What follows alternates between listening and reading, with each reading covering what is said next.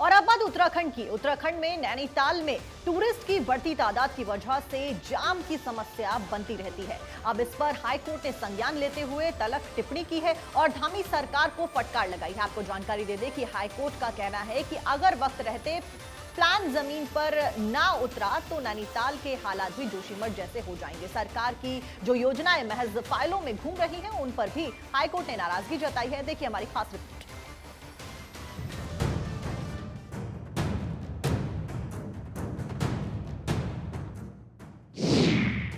उत्तराखंड में स्थिति विकट, नैनीताल पर बड़ा संकट। जाम का जाम, लोग हो गए परेशान। हाईकोर्ट की फटकार, अब क्या करेगी धामी सरकार? प्लान बनाओ झटपट, नैनीताल ना बन जाए जोशीमठ। उत्तराखंड की धामी सरकार देवभूमि को दुनिया में सबसे बेहतर स्थान बनाने और पर्यटकों के लिए फेवरेट डेस्टिनेशन बनाने की बातें करती है, दावे करती है, लेकिन हकीकत ये है कि उत्तराखंड का एक भी शहर तेजी से बढ़ते टूरिस्ट के दबाव को झेलने की स्थिति में नहीं है। दावे तो खूब हैं, लेकिन हकीकत बिल्कुल जुदा है। जोशीमठ की तस्वीरें आप भूले नहीं होंगे। दरकते मकान, खिसकती जमीन ने पूरी दुनिया को खौफ से भर दिया था। इधर सरकार को हकीकत का आईना किसी और ने नहीं बल्कि हाईकोर्ट ने दिखाया है। हाईकोर्ट ने एक जनहित याचिका पर स्वतः संज्ञान लेते हुए कहा कि ट्रैफिक मैनेजमेंट को लगातार इग्नोर किया जा रहा है और अगर ऐसा ही होता रहा तो नैनीताल भी जोशीमठ बन जाएगा। धामी सरकार बीते 2 साल से ट्रैफिक प्रेशर काउंटर करने के लिए टनल पार्किंग बनाने की तैयारी में है।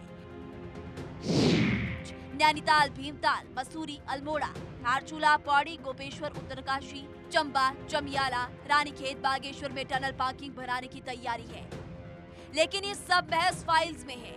दरअसल नैनीताल हाईकोर्ट की एक वकील ने ही चीफ जस्टिस को पत्र लिखकर शहर में लगातार लग रहे ट्रैफिक जैम की समस्या की शिकायत की थी।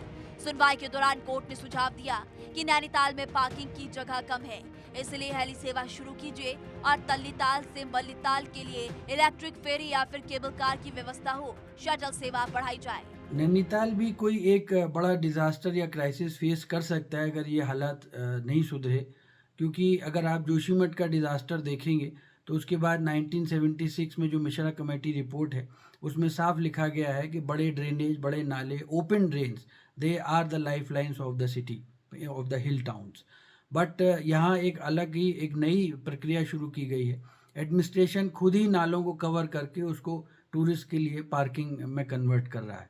पिछले काफ़ी समय से उत्तराखंड में जो ट्रैफिक की सिचुएशन है वो बेलगाम हो रखी है, बेपटरी हो रखी है और ये कहना गलत नहीं होगा कि बिल्कुल राम भरोसे चल रही है। इस समय स्थिति ट्रैफिक को लेकर इतनी ख़राब है कि कल माननीय उच्च न्यायालय ने नैनीताल में ट्रैफिक को लेकर के एक बड़ी तलखट टिप्पणी की है।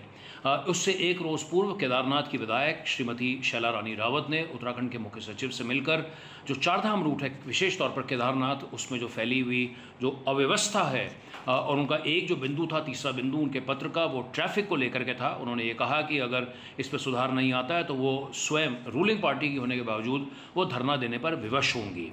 हालांकि हाईकोर्ट के सुझावों पर धामी सरकार कितना एक्शन लेगी पक्के तौर पर कुछ नहीं कहा जा सकता है, क्योंकि जिस राज्य को पर्यटन प्रदेश की उपाधि देकर सरकारी जनता को रोजी रोटी के लिए सपने दिखाती है, तो वहीं पर एक जिला 2 डेस्टिनेशन और 13 जिले 13 डेस्टिनेशन जैसे लुभावने नारे तो जरूर बनते रहे, लेकिन राज्य बनने के बाद किसी भी शहर में ट्रैफिक जैम को लेकर ना तो कोई कारगर योजना बन पाई और ना ही पार्किंग। मैं पहाड़ पर बहुत पुराना ट्रैवल करने वाला आदमी हूँ।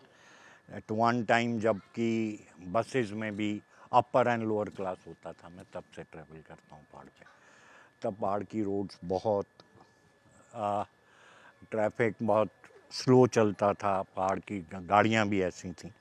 अब इससे ट्रैफिक तो स्मूथ हुआ है, जो आपका डिस्टेंस है वो जल्दी कवर होने लगा, मगर उसके साथ कुछ एक चीज़ें भी आई हैं कि एनवायरनमेंट के साथ, और क्योंकि उत्तराखंड का पहाड़ जो है बहुत ही यंग पहाड़ है, तो इसमें लैंडस्लाइड्स की प्रॉब्लम, जिस वक्त हम ब्लास्ट करके पहाड़ को तोड़ते हैं तो दरारें पड़ने के बाद जिस वक्त बारिश में वो सूखने के बाद आता है तो it causes you lot of landslides. हालांकि मैंने लेटेस्ट ट्रैवल नहीं किया है, मगर पहले टाइम पे हम धरासू बैंड वगैरह पे देखते थे या इधर से कलिया सौड़ वगैरह देखते थे, हमेशा जाम लगा रहता था। में हम लोग जब मॉर्निंग में बच्चों को स्कूल छोड़ने जाते तो इतना ट्रैफिक होता है कि हमारे को एटलीस्ट जो अगर हार्डली जहाँ 10 मिनट्स का वे होगा वो उसके लिए हमारे को आधा घंटा पहले निकलना पड़ता है बच्चों को छोड़ने के लिए। और लेने के लिए जाए हम लोग, जैसे राजपुर और सेंट जोसेफ स्कूल है उसके बाहर तो इतना ही ट्रैफिक मिलता है कि कम से कम आधा पौना घंटा हमारे को निकलना पड़ता है पहले ही कि टाइम पे बच्चे पहुँच जाएँ। वो उसमें भी बहुत मुश्किल हो जाती है हम लोगों को। और एक तो आजकल तो कार्स वगैरह इतनी ज़्यादा हो गई हैं कि बहुत मुश्किल होता है रोड पे चलना। तो हालांकि सरकार नैनीताल स्थित हाईकोर्ट को अब हल्द्वानी शिफ्ट जरूर कर रही है, लेकिन इससे शहर में जाम के हालात कैसे सुधरेंगे? आज अकेले नैनीताल ही नहीं बल्कि मसूरी, देहरादून, हरिद्वार, ऋषिकेश और चारधाम रूट के तमाम टूरिस्ट स्पॉट जाम के आगे बेबस नजर आते हैं। उम्मीद की जानी चाहिए कि हाईकोर्ट की ताजा फटकार के बाद राज्य के पुष्कर सिंह धामी सरकार ट्रैफिक जाम से निजात दिलाने के लिए फाइल्स में योजना दफन करने से आगे बढ़ पाएगी। Bureau report, Bharat 24।